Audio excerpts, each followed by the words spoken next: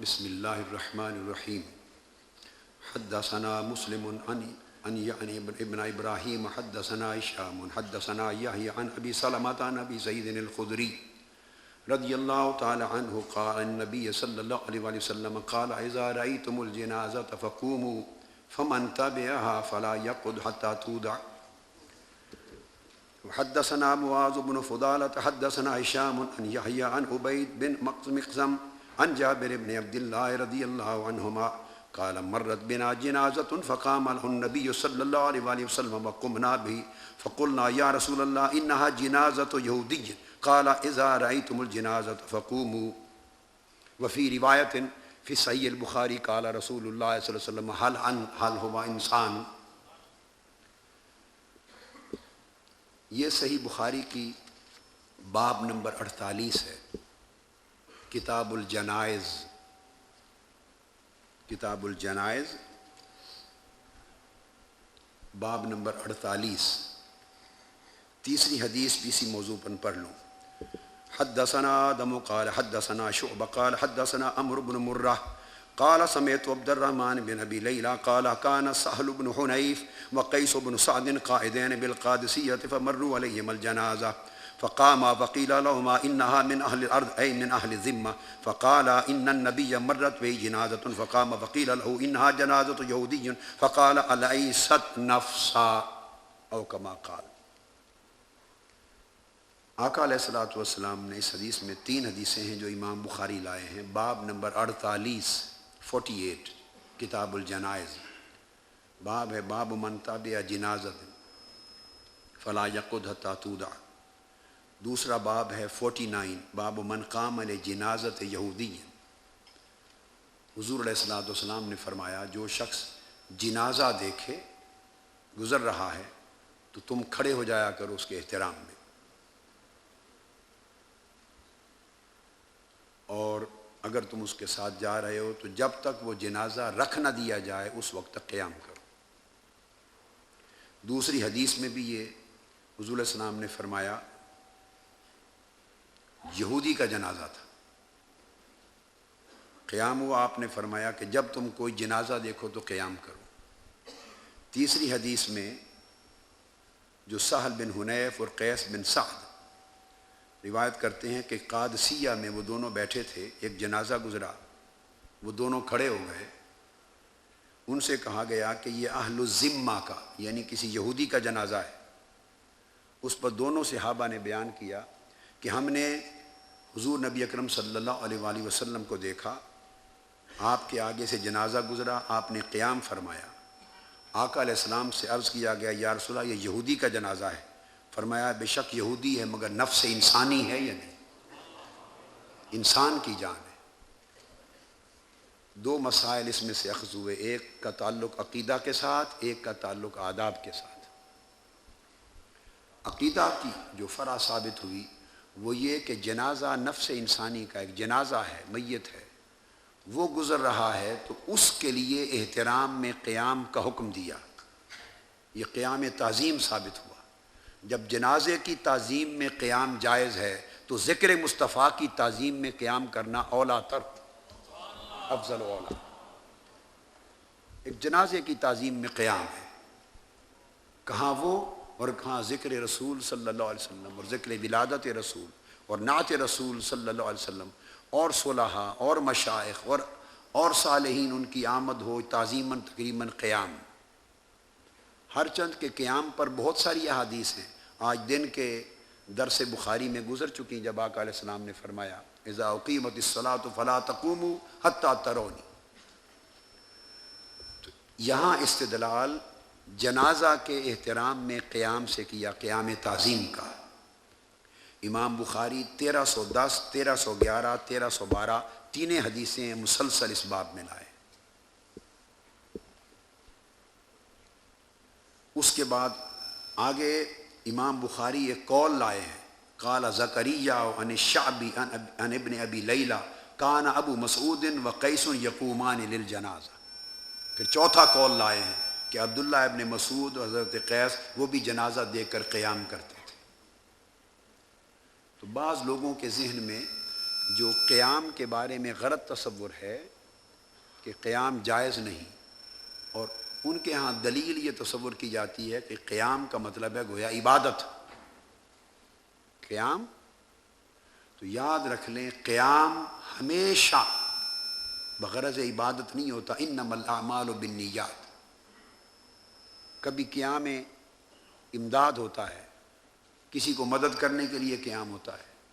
اگر بنیت عبادت ہو تو پھر قیام عبادت ہے، اور غیر خدا کے لیے کبھی قیام عبادت کی غرض سے نہیں ہوتا۔ تو قیام تعظیم کے لیے ہوتا ہے، سنت ہے۔ کبھی قیام محبت کے لیے ہوتا ہے، سنت ہے۔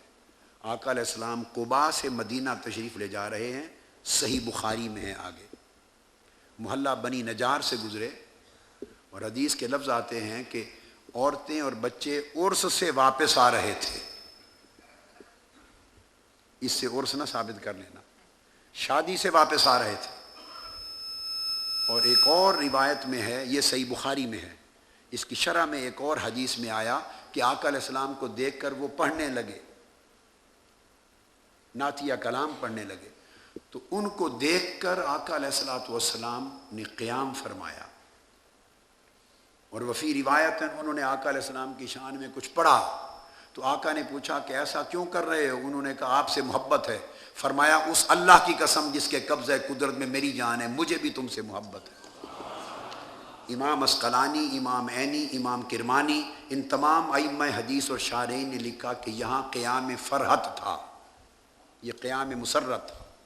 تو کبھی خوشی کا قیام ہے، کبھی تعظیم کا قیام ہے، کبھی استقبال کا قیام ہے۔ جیسے فرمایا فلا تقوموا حتی ترونی، جب مجھے گھر سے باہر نکلتا دیکھو تو قیام کیا کرو۔ تو قیام کی اقسام ہیں۔ اس لیے اس حدیث سے قیام تعظیم، ذکر رسول میں قیام، حضرت جعفر جب واپس حبشہ سے آئے، حدیث پاک میں ہے، تو آقا علیہ السلام تشریف فرما تھے، دور سے انہوں نے آقا علیہ السلام کو دیکھا اور آقا نے ادھر دیکھا، آنکھوں سے آنکھیں چار ہوئیں، حضرت جعفر وجد میں آ کے رقص کرنے لگ گئے۔ رقص کی حدیثیں دن کو بہت ہو گئیں، بہجت النور فی رقص الوجد والسرور، یہ رسالہ عربی کا میں نے لکھا ہے، احادیث پر ہو چکی، یہ ایک الگ حدیث ہے۔ جب حبشہ سے پلٹے تو آقا علیہ السلام سامنے تشریف فرما تھے، نگاہیں چار ہوئیں، جب دیکھا کہ حضور خوش ہو کے مجھے دیکھ رہے ہیں، اس کیف اور سرور میں رقص کرنے لگے، وجد میں آ گئے۔ آقا علیہ السلام نے اس کی محبت کو دیکھا تو قیام کیا، اٹھ کے کھڑے ہوئے اور جا کے ماتھا چوم لیا۔ محدثین نے لکھا یہ قیام محبت ہے۔ تو آقا علیہ السلام کے لیے جب ہم قیام کرتے ہیں، یہ گمان کرنا غلط ہے کہ معاذ اللہ کوئی یہ عقیدہ رکھتا ہے کہ اب ولادت ہوئی ہے۔ کوئی جاہل بھی نہیں سمجھ سکتا، ولادت 15 صدیاں قبل ہو چکی۔ اس محفل میں ولادت نہیں ہوتی، اس محفل میں ذکر ولادت ہوتا ہے۔ لہٰذا آقا علیہ السلام کے ذکر ولادت پر جو قیام ہوتا ہے، یا وہ قیام فرحت ہے، خوشی کا، مسرت و فرحت کا قیام، یا وہ قیام تعظیم ذکر ہے صلی اللہ تعالی علیہ وآلہ وسلم، یا وہ قیام محبت ہے۔ بہر طور قیام سنت ہے۔ اس کے بعد حدیث نمبر 1314، باب نمبر 50، باب حمل الرجال الجنازہ دون النساء۔ حدثنا عبد العزیز بن عبد اللہ حدثنا اللیث عن سعید المقبری عن ابی انہ سمع ابا سعید الخدری رضی اللہ تعالی عنہ ان رسول اللہ صلی اللہ علیہ وسلم قال اذا بدأت الجنازة فاحتملها الرجال على اعناقهم فإن كانت صالحة قالت قدموني وإن كانت غير صالحة قالت يا ويلها أين يذهبون بها يسمع صوتها كل شيء إلا الإنسان ولو سمعه صاعق۔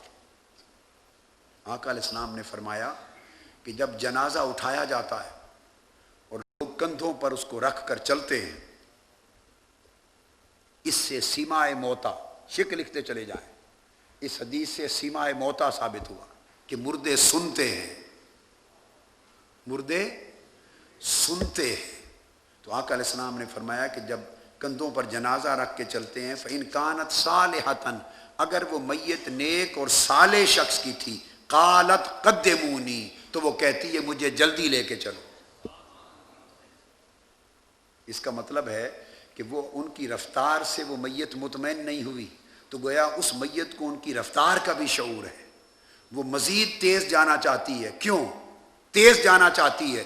کہ اسے معلوم ہے کہ پہنچتے ہی شام دیدار مصطفیٰ ہونے والا ہے.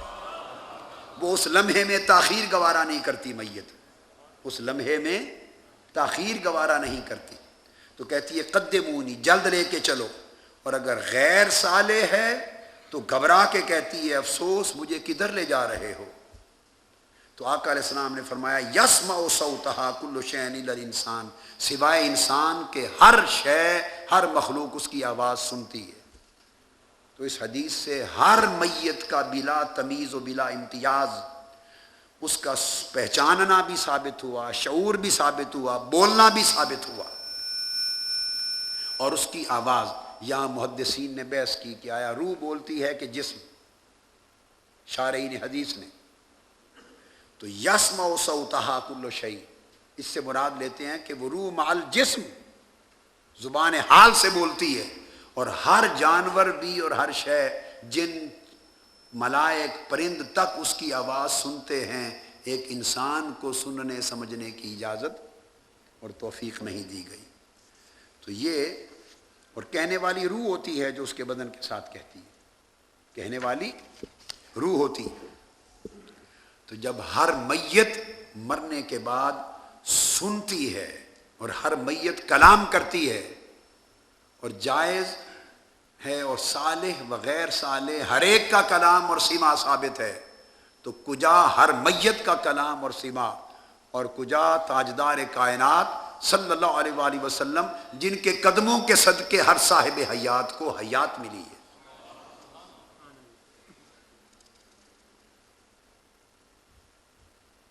امام بخاری آگے 1315 پر بھی یہی حدیث لائے ہیں, باب السرعۃ بالجنازہ, یہی ثابت سیمائے موتا. اس سے پتہ چلا امام بخاری کا عقیدہ سیمائے موتا پر ہے. پھر امام بخاری 1316 نمبر حدیث پر بھی یہی باب لائے ہیں, باب قول المیت وہو علی الجنازۃ قدمونی. یہ باب ہے کہ میت بولتا ہے کہ جلد لے چلو. تو سماع موتا اور کلام موتا پر امام بخاری نے تمام ابواب قائم کیے. حدیث نمبر 1338 امام بخاری کا عقیدہ ہے, تصریح کر رہے ہیں بار بار. اب یہ باب نمبر 67 ہے, باب نمبر 67 سبع و ستون, اور باب کا عنوان ترجمۃ الباب کیا ہے امام بخاری نے؟ باب المیت یسمع خفق النعال. یہ باب ہے کہ میت مڑتے ہوئے تمہارے جوتوں کی آہٹ بھی سنتا ہے. یہ باب ہے, میت جوتوں کی آہٹ بھی سنتا ہے. امام بخاری روایت کرتے ہیں حدثنا عیاش حدثنا عبد الاعلی حدثنا سعید وقال علی خلیفہ حدثنا ابن زرعی حدثنا سعید عن قتادہ عن انس رضی اللہ تعالی عنہ عن النبی صلی اللہ علیہ وآلہ وسلم قال العبد اذا وضع في قبره تولي وذهب اصحابه حتى انه ليسمع قرع نعالهم اتاه ملكان فاقعداه فيقولان له ما كنت تقول في هذا الرجل محمد صلی اللہ علیہ وسلم. یہ وہی حدیث جس کا ذکر پہلے کر چکا ہوں. ایک سوال, کیا ہر ایک سے ایک سوال. آقا علیہ السلام کی حدیث امام بخاری نے حضرت انس سے روایت کی. آپ فرماتے ہیں کہ حضور علیہ السلام نے فرمایا کہ جب العبد کوئی شخص جب فوت ہوتا ہے تو اس کو قبر میں رکھ دیا جاتا ہے, وتولیہ, اور پیچھے اس کو قبر میں رکھنے والے احباب مڑ جاتے ہیں, تولیہ مڑ جاتے ہیں, وذهب اصحابہ, اور وہ گھروں کو لوٹ جاتے ہیں. تو آقا علیہ السلام نے فرمایا حتی انہ لیسمع قرع نعالہم, وہ میت قبر میں پیچھے ہٹتے ہوئے لوگوں کے جوتوں کی آہٹ بھی سن رہا ہوتا ہے. ہر میت بلا تفریق و امتیاز اس کو سما لوٹا دیا جاتا ہے۔ کتنے تعجب کی بات ہے کہ احادیث صریح، احادیث صحیحہ تواتر کے ساتھ، کثرت طرق کے ساتھ، کثرت کے ساتھ احادیث اس بات پر دلالت کرتی ہیں کہ میت جوتوں کی آہٹ کی آواز بھی سنتا ہے۔ اس کے بعد سماع موتا یا آقا علیہ الصلوۃ والسلام کا یا اولیاء کا یا صالحین کا کہ وہ قبروں میں سنتے ہیں یا نہیں، اس بحث کو کرنا ایک عجیب تر بات محسوس ہوتی ہے۔ انبیاء اور اولیاء تو درکنار، ہر میت سنتا ہے، جوتوں کی آہٹ بھی سنتا ہے۔ اور پھر بعض احباب نے یہاں یہ کہا کہ اس وقت اس کو سما مل جاتا ہے، بعد میں پھر لے لی جاتی ہے۔ اس وقت ملنا اور بعد میں پھر لے لیا جانا، اس پر کوئی نص ثابت نہیں ہے، اور یہ بغیر مخصص کے کبھی تخصیص عام کی نہیں ہوتی۔ حدیث سے تو اتنا ثابت ہے کہ وہ سنتا ہے، مگر پھر سننے کے بعد اس کی سماع کو واپس لے لیا جائے، اس پر حدیث نہیں ہے۔ اور وہ جوتوں کی آواز سنتا ہے، پھر وہی حدیث، اس پر دو فرشتے آتے ہیں، وہ اس کو بٹھا دیتے ہیں، فیقولان لہو، اور بٹھا کر اس سے براہ راست پوچھتے ہیں، ما کنت تقول فی ھذا الرجل محمد، اس ہستی محمد صلی اللہ علیہ وسلم کے بارے میں تو کیا کہا کرتا تھا؟ کب؟ جب کتابیں لکھتا تھا، جب وعظ کرتا تھا، جب خطاب کرتا تھا، مناظرے کرتا تھا، بیان کرتا تھا، تبلیغ کرتا تھا، اس وقت کی بات بتا، آج کی نہیں، آج تو سامنے ہے۔ کیا کہا کرتا تھا؟ تو آقا علیہ الصلوۃ والسلام کی معرفت محبت و اتباع سے جس نے یہاں پیدا کر لی ہوگی، اسی کو توفیق معرفت وہاں نصیب ہوگی۔ ایک ہی سوال بیان کر کے پھر امام بخاری فرماتے ہیں، حدیث حضرت انس، فیقول اشہد انہ عبد اللہ ورسولہ، میں گواہی دیتا ہوں یہ رسول پاک صلی اللہ علیہ وسلم اللہ کے برگزیدہ بندے اور رسول ہیں۔ جب آقا کو پہچان لیا، آگے روایت کیا، فیقال انظر الی مقعدک من النار ابدلک اللہ بہ مقعدا من الجنہ، این اسی لمحے اس کو دوزخ دکھائی جاتی ہے، دوزخ دکھائی جاتی ہے ایک طرف، دوسری طرف جنت دکھائی جاتی، اور میت کو کہا جاتا ہے اس دوزخ کو دیکھ، اور کہا جاتا ہے انظر الی مقعدک من النار، دیکھ، اگر تو محبوب مکرم صلی اللہ علیہ وسلم کو نہ پہچانتا تو تیرا ٹھکانہ یہ تھا، دوزخ تھا، دیکھ لے اپنا ٹھکانہ دوزخ میں۔ دوزخ کا ٹھکانہ دکھایا جاتا ہے، چونکہ تو نے معرفت محمدی صلی اللہ علیہ وآلہ وسلم نصیب ہو گئی، تم نے آقا علیہ السلام کو پہچان لیا، ابدلک اللہ بہ مقعدا من الجنہ، اللہ نے اس معرفت کے سبب سے تیرے اس دوزخ کے ٹھکانے کو جنت میں بدل دیا ہے۔ تو رسول کی معرفت سے دوزخ بھی جنت میں بدل رہی ہے، مقعد نار جنت کے ساتھ بدلا جا رہا ہے۔ تو معلوم ہوا اس سے کہ جنت کا ملنا تمام اعمال پر موقوف نہیں، معرفت مصطفیٰ پر موقوف ہے۔ اعمال اس معرفت کی صلاحیت دینے میں ممد ہوں گے، اس کے تابع ہوں گے، مگر فیصلہ جنت کا حضور کی معرفت پر ہوگا۔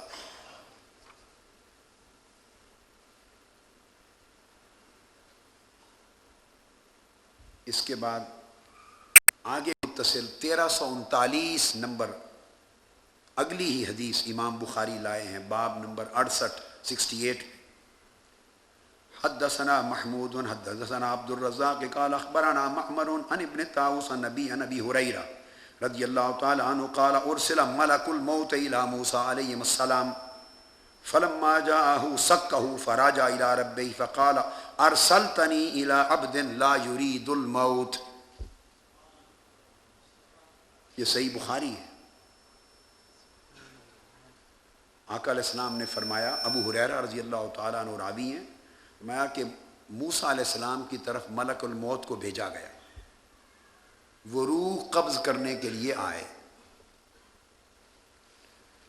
چونکہ یہ سن چکے ہیں آپ کہ ہر نبی کو، میں نے احادیث بیان کر دی دن میں، ہر نبی کو وفات سے قبل اختیار دیا جاتا، التخییر بین الموت والحیات۔ ہم مرتے ہیں مجبوری کا، نبی کی وفات ہوتی ہے مختاری کی۔ نبی وفات کو اختیار فرماتے ہیں، یہ اللہ کا اذن ہے ان کو۔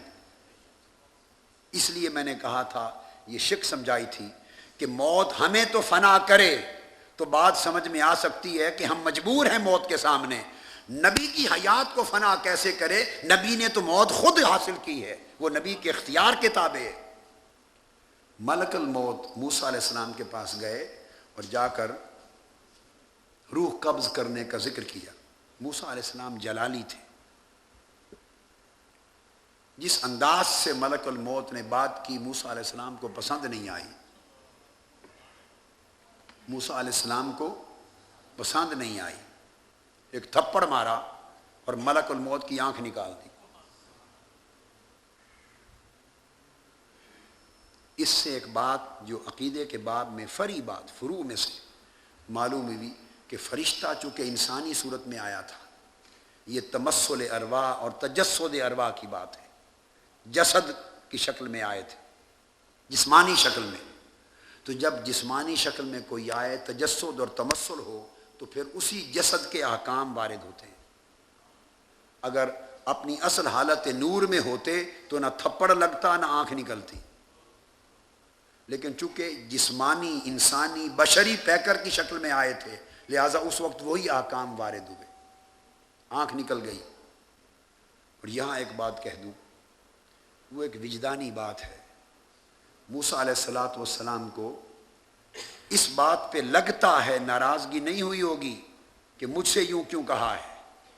ان کو معلوم تھا کہ میرے بعد نبی آخر الزمان بھی آ رہے ہیں، اگر بات کرنے کا ڈھب یہ ہے تو میں تو گوارا کر لوں گا، کہیں بارگاہ مصطفیٰ میں اس انداز سے بات نہ کر دینا۔ یہ تربیت کی تھی، تعدیب کی تھی، اس بارگاہ میں ایسی بات نہ کر دینا۔ تھپڑ سے آنکھ نکال دی۔ اب جو نص حدیث ہے اس ایک جملے سے جو نکالنا چاہتا ہوں مسئلہ عقیدہ کا، تو ملک الموت واپس گئے اللہ کی بارگاہ میں، اور فقالا، وہ جو ملک الموت نے جملہ بولا بارگاہ الہی میں، وہ جملہ قابل توجہ ہے، جملہ ملک الموت کا ہے، روایت حضور علیہ السلام نے فرمایا اور تخریج امام بخاری نے کی۔ وہ جملہ کیا ہے؟ ملک الموت نے کہا، ارسلتنی الی عبد لا یرید الموت، اے اللہ تو نے مجھے ایک ایسے بندے کے پاس بھیجا ہے جو مرنا چاہتا ہی نہیں۔ یہ عقیدہ ہے ملک الموت کا کہ نبی چاہے تو مرے وفات پائے، چاہے تو واپس رد کر دے موت کو۔ لا یرید الموت، وہ مرنا چاہتا ہی نہیں۔ ثابت ہوا اختیار کا، موت اختیار میں۔ آگے پھر واقعہ اللہ پاک نے دوبارہ بھیجا اور آداب سکھائے کہ یوں جا کے بات کر۔ اس کے بعد اگلی حدیث 1344 باب الصلاۃ علی الشہید، باب نمبر 72، الصلاۃ علی الشہید۔ حدثنا عبد الله بن يوسف حدثنا الليث حدثني يزيد بن ابي حبيب عن ابي الخير عن عقبة بن عامر ان النبي صلى الله عليه وسلم خرج يوما فصلى على اهل احد صلاته على الميت ثم انصرف الى المنبر فقال اني فرط لكم وانا شهيد عليكم واني والله لا انظر الى حوضي الان واني اوتيت مفاتيح خزائن الارض او مفاتيح الارض واني والله ما اخاف عليكم ان تشركوا بعدي ولكن اخاف عليكم ان تنافسوا فيها۔ عقبہ بن عامر رضی اللہ تعالیٰ عنہ روایت کرتے ہیں کہ آقا علیہ السلام وصال سے آخری سال تھا، ہمیں ساتھ لیا اور احد کے شہداء کے مزارات پر گئے۔ اور یہ ویسے بتا رہا ہوں، آپ کے شارحین حدیث نے الگ تحقیق لکھا ہے کہ یہ حضور کے وصال سے قبل کا واقعہ ہے، چونکہ آگے حدیث یہ بخاری میں دوبارہ آئی ہے، صحیح مسلم میں بھی ہے، اور راوی کہتے ہیں کہ اس منبر پہ خطاب کرتے ہوئے آخری منظر تھا جو ہم نے حضور کو دیکھا صلی اللہ علیہ وآلہ وسلم۔ اور آگے حدیث میں یہ کلمات بھی آئے ہیں کہ ایسا حضور نے صلاۃ پڑھی جیسے الوداع کرنے والا پڑھتا ہے۔ تو اس پہ محدثین نے کہا کہ آخری سال کا واقعہ ہے، گویا 8 سال گزر گئے تھے شہدائے بدر، شہدائے احد کو۔ اب جو بات سمجھنے والی وہ یہ کہ آقا علیہ السلام نے تمام صحابہ کو ساتھ لیا اور ایک پورا اجتماع شہدائے احد کی زیارت کے لیے گیا۔ سو اجتماعی طور پر مزارات کی زیارت کو جانا سنت رسول ہے۔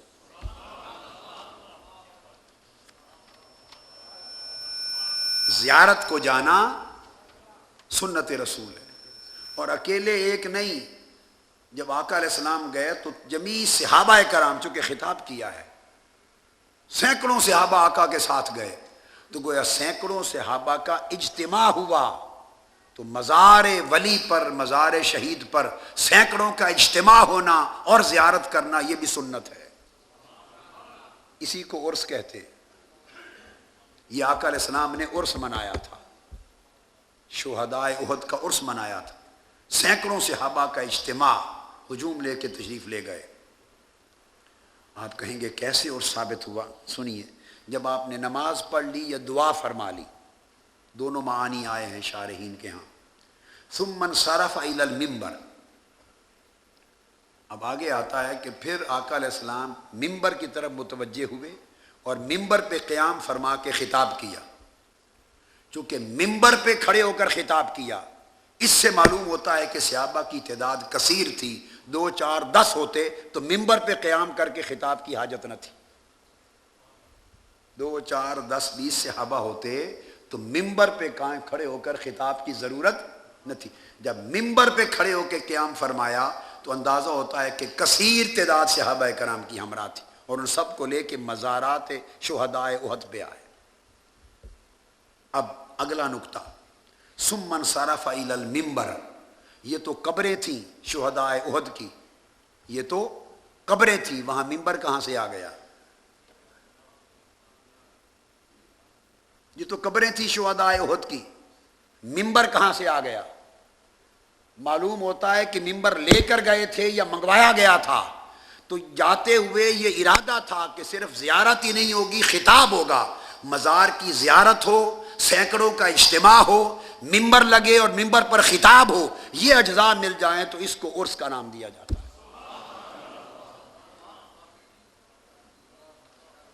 تو آقا علیہ السلام نے وصال سے قبل آداب سکھا دیے کہ جب شہید ہوں، ولی ہوں، صالحین ہوں تو اس کے بعد جا کے ان کے مزار کی زیارت کرنا، اجتماعی خطاب کرنا، ذکر و تذکیر اور اللہ اللہ کرنا، نصیحت کرنا، واعظ کرنا، یہ سب سنت رسول ہے۔ اب خطاب کیا کیا؟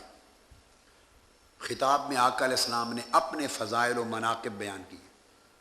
آپ اس پوری حدیث کو پڑھ لیں، احکام شریعت میں سے کوئی مسئلہ بیان نہیں کیا۔ احکام شریعت میں سے اس خطاب میں جو شہدائے احد کے مزار پر کیا گیا، مزارات پر، احکام پر خطاب نہیں تھا، فضائل اور مناقب کے موضوع پر تھا، شان مصطفیٰ پر تھا۔ حضور کے خطاب کا موضوع کیا تھا؟ شان مصطفیٰ صلی اللہ علیہ وسلم۔ فرمایا انی فرط لکم، لوگوں میں تم سے پہلے جا رہا ہوں تاکہ آگے تمہاری بخشش کا انتظام کروں، تمہارا استقبال کروں گا اور جوڑ رکھوں گا، تمہاری بخشش کا سامان کرنے جا رہا ہوں۔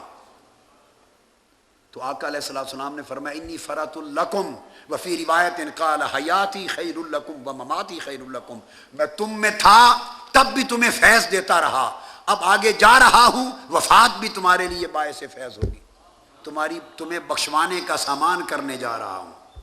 شان مصطفیٰ بیان کی۔ وانا شہید علیکم، حدیث کے ایک ایک جملے کو، ایک ایک لفظ کو دوسرے کے ساتھ ربط بین الالفاظ کے تحت حدیث کو پڑھیں۔ پہلا جزیہ فرمایا انی فرط لکم، اشارہ وفات کا دیا، اور آخرت میں صحابہ کرام اور امت کی شفاعت کا دیا کہ جا رہا ہوں تمہاری شفاعت کا بندوبست کرنے، وفات ہو گئی۔ اب اس کے بعد فرمایا وانا شہید علیکم، اور یہ نہ سمجھنا کہ میں رخصت ہو گیا، نہیں، پھر بھی تمہیں دیکھتا رہوں گا، تمہارے اوپر گواہ رہوں گا، نگہبان رہوں گا۔ اب فرۃ لکم اور شہید علیکم کے درمیان ایک معنوی ربط ہے۔ فرۃ لکم وصال کی خبر دیتا ہے کہ جا رہا ہوں آگے، اور شہید علیکم اشارہ دیتا ہے کہ کہیں یہ نہ سمجھنا کہ اب میں نہیں رہا، نہیں، میں تم پر نگہبان رہوں گا، تمہارے اعمال مجھ پر پیش ہوتے رہیں گے، تمہارے درود و سلام پیش ہوتے رہیں گے، میں تمہارے اعمال نیک و بد سے خوش اور غمزدہ ہوتا رہوں گا، اور ہر لمحہ تم سے باخبر رہوں گا۔ یہ شان مصطفیٰ بیان فرما رہے ہیں۔ وَإِنِّي وَاللَّهِ لَأَنظُرُ إِلَىٰ حَوْضِي الْآنَ، پھر تیسرے جملے میں خوشخبری دی کہ ایک حوض تیار ہو رہا ہے، حوض کوثر، اور میں ابھی اس حوض کوثر کو دیکھ رہا ہوں۔ اب یہ حوض کوثر قیامت کے دن ہوگا، ہے جنت کی نہر جنت میں، مگر اس کا ظہور کیا قیامت کے دن ہوگا، اور وہ حقائق غیبیہ میں سے ہے، وہ حقائق غیبیہ میں سے ہے۔ کھڑے ہیں مدینہ کی سرزمین پر، احد کے پہاڑ کے پاس، اور فرما رہے ہیں ابھی اسی لمحے میں اس حوض کوثر کو دیکھ رہا ہوں جو جنت میں ہے یا جو قیامت کے دن ظاہر ہونے والا ہے۔ گویا وہاں کھڑے ہو کر جنت بھی دیکھ رہے ہیں، اور جس دن قیامت بپا ہوگی اس دن کا منظر بھی دیکھ رہے ہیں۔ وَإِنِّي أُوتِيتُ مَفَاتِيحَ خَزَائِنِ الْأَرْضِ، اور زمین کے سب خزانوں کی ساری چابیاں مجھے عطا کر دی گئی۔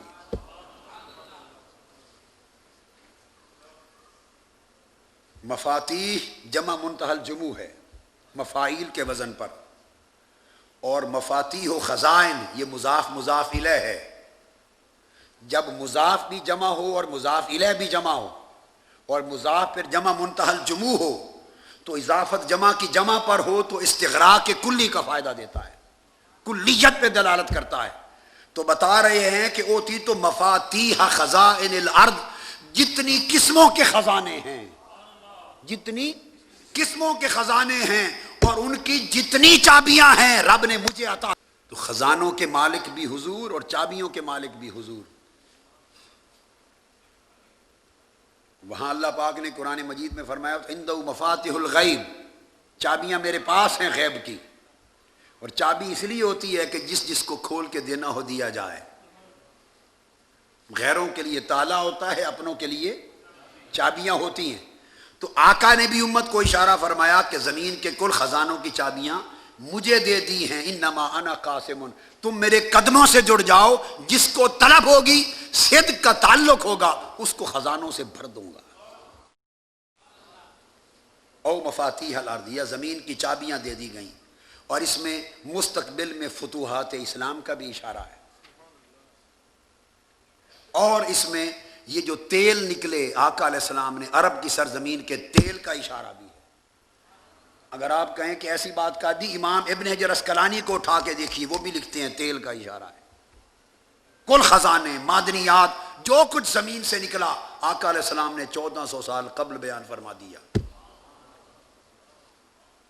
معدنیات جو کچھ نکلی فرمایا مجھے دے دی گئی ہیں، اور اب اس کے بعد جس وقت میں جو ظاہر ہوگا اور جو کھائے گا اس میں سے وہ میرے قدموں کا صدقہ کھائے گا۔ مانے یا نہ مانے الگ بات ہے، مگر کھائے گا ہر کوئی مصطفیٰ کے قدموں کا صدقہ۔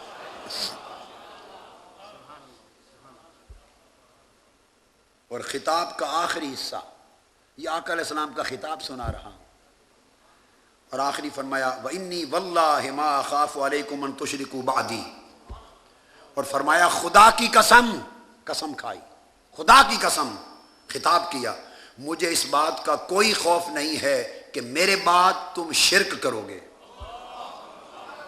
حضور کی امت کو مشرک قرار دینے والے غور کریں، حضور کی امت پر شرک کا اتہام تہمت لگانے والے غور کریں۔ میرے آقا نے قسم کھائی کہ مجھے اس بات کا خوف نہیں کہ تم میرے بعد شرک کرو گے۔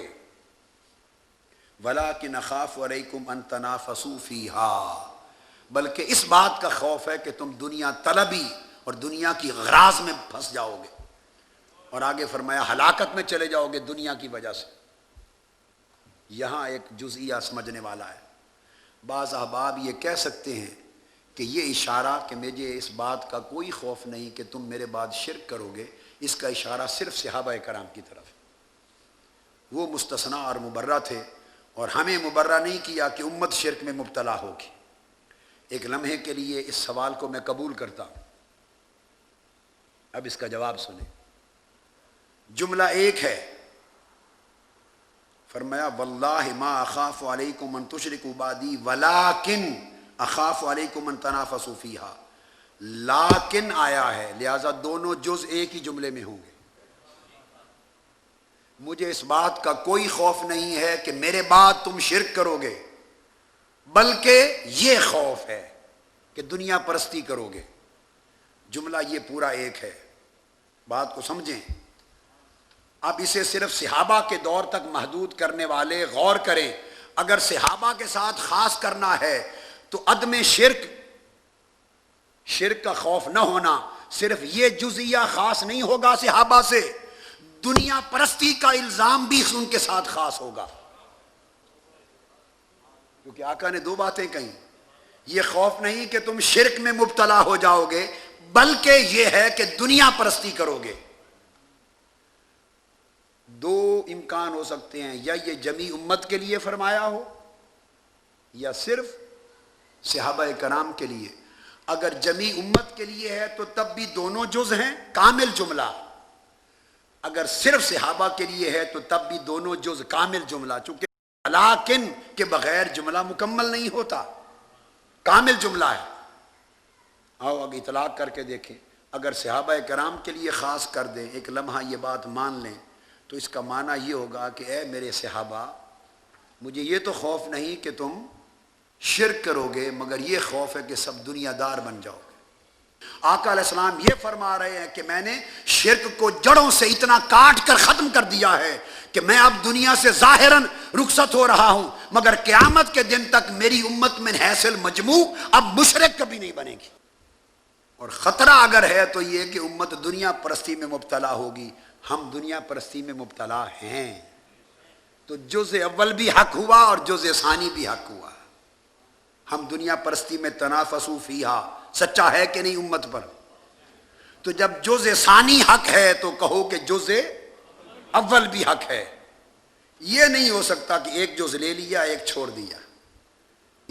تو فرمایا دنیا پرستی کرو گے، امت مبتلا ہوئی اور اسی کی ہلاکت بھگت رہی ہے، مگر بطور مجموعی امت مشرک نہیں ہوگی۔ آقا نے ضمانت دے دی، سو امت کے سواد اعظم کو مشرک کہنا یا ان کے عقیدہ کو شرک تصور کرنا، یہ سواد اعظم پر اعتراض نہیں، مصطفیٰ کی قسم کو رد کرنا ہے معاذ اللہ صلی اللہ علیہ وسلم۔ آپ نے فرمایا واللہ انی ما اخاف، مبارک ہو کہ شرک کے اتہام کو آقا علیہ السلام نے آپ سے رد کر دیا، دفع فرما دیا۔ لہٰذا احتیاط کرنی چاہیے امت کو مشرک قرار دینے سے۔ کتاب الزکوٰۃ باب 49، باب قول اللہ تعالیٰ وفی الرقاب والغارمین فی سبیل اللہ، یہ باب ہے۔ اس کی حدیث 1478، اس میں ایک بیان آ رہا ہے وما ینقب ابن جمیل، پورا ایک بیان آ رہا ہے، جملہ ہے تو الفاظ ہیں فقال النبی صلی اللہ علیہ وسلم ما ینقم ابن جمیل الا انہ کان فقیر۔ ایک شخص کی بات کی ابن جمیل، کہا کہ وہ فقیر تھا، آقا علیہ السلام نے فرمایا، حضور علیہ السلام نے فرمایا وہ فقیر تھا، محتاج تھا، فاغناہ اللہ ورسولہ، حضور نے خود فرمایا اس کو اللہ اور اس کے رسول نے غنی کر دیا۔ یہ امام بخاری کا عقیدہ اور آقا کا فرمان، ورنہ جوڑ بنتا تھا فرما دیتے فاغناہ اللہ، معنی پورا ہو جائے، اللہ نے اس کو غنی کر دیا، اللہ نے اسے غنی کر دیا۔ مگر رسول اکرم صلی اللہ علیہ وآلہ وسلم کا ہر کلمہ امت کے لیے عقیدہ اور ایمان کا درجہ رکھتا ہے، لہٰذا آپ چھپاتے نہیں ہیں کوئی بات۔ تو فرمایا فاغناہ اللہ ورسولہ، اس فقیر کو اللہ اور اللہ کے رسول نے غنی فرما دیا۔ تو ثابت ہوا کہ یوں کہنا کہ اللہ اور اللہ کے رسول نے غنی کر دیا، اللہ اور اللہ کے رسول کا کرم ہے، اللہ اور اللہ کے رسول کا فضل ہے، اللہ اور اللہ کے رسول کی عنایت ہے، اللہ اور اللہ کے رسول کی مہربانی ہے، اللہ اور اللہ کا رسول جانتا ہے۔ یہ سارے کلمات میں اللہ اور اللہ کے رسول کو دونوں کو جمع کرنا سنت الہی اور سنت رسول ہے۔ لوگ کہتے ہیں یہ شرک ہے، نہ جوڑا کرو، ملاتے کیوں ہو؟ ہم کون ہیں ملانے والے؟ بھئی خود خدا نے ملایا اور خود مصطفیٰ نے ملایا، طریقہ یہ سکھایا ہے اللہ نے بھی اور حضور نے بھی کہ اللہ اور رسول کو جوڑ کے کہا کرو صلی اللہ علیہ وآلہ وسلم۔ اب آگے باب ہے باب الاستعفاف عن المسئلہ۔ اب ایک مضمون چلا آ رہا ہے اس پورے ابواب میں ترتیب کے ساتھ، مانگنے کا۔ یہ ایک بڑا ریلیونس ہے، اس پہ بات کو غور کریں۔ تسلسل سے کئی باب چلے آ رہے ہیں اور ہر باب کا جو مضمون ہے اور اس میں وارد ہونے والی جو حدیث الباب ہے، اس کے اندر جو کچھ بیان ہے اس کا مطلب محتاج کے سوال کرنے کا بیان ہے اور اس کو عطا کرنے کا بیان ہے۔ ساری گفتگو ہر باب اور ہر حدیث میں سوال اور عطا کی چل رہی ہے۔ کیا؟ سائل سوال کرتے ہیں، مانگتے ہیں، اور موتی عطا کرتا ہے۔ مسلسل مضمون یہ چل رہا ہے۔ باب نمبر 50 حدیث 1469، صرف میں وہ لفظ سمجھا رہا ہوں آپ کو۔ یہ انداز ہے مطالعہ کہ لوگ ایک حدیث بیان کرتے ہیں، نتیجہ کیا ہوتا ہے کہ سننے والا اس پر بحث و تنیس اور مناظرے کرتا ہے اور معنی متعین کرتا رہتا ہے۔ اور اگر آپ 10 حدیثیں آگے پیچھے تسلسل سے ساری پڑھ کے سنا دیں اور تسلسل میں معنی ہی ایک چل رہا ہو تو دوسرے اختلاف کی گنجائش نہیں رہتی۔ اگلی حدیث میں فرمایا ان ناسا من الانصار سألوا رسول اللہ صلی اللہ علیہ وآلہ وسلم، انصار میں سے کچھ لوگوں نے حضور سے مانگا، سوال کیا، فأعطاہم، حضور نے ان کو عطا کیا۔ یہ الفاظ ہیں، حضور نے ان کو عطا کیا، فأعطاہم، حضور نے ان کو عطا کیا، ثم سألوہ، انہوں نے پھر حضور سے مانگا، فآتاہم، حضور نے پھر عطا کیا، حتی نافذ ما عنده۔ تو آقا سے سوال کرنا بھی جائز اور حضور کا عطا کرنا بھی ثابت۔ سالو، حضور سے مانگا، سو جس طرح وہ مانگتے ہم بھی حضور کی بارگاہ میں جائیں مانگ سکتے ہیں، آقا عطا کر دیں۔ تو مانگنا صحابہ کی سنت اور عطا کرنا مصطفیٰ کی ابدی سنت، وتیرہ ہے آقا کا۔ یہاں بھی سوال اور عطا ہے۔ آگے حدیث نمبر 1471، یہ وہی مضمون چل رہا ہے۔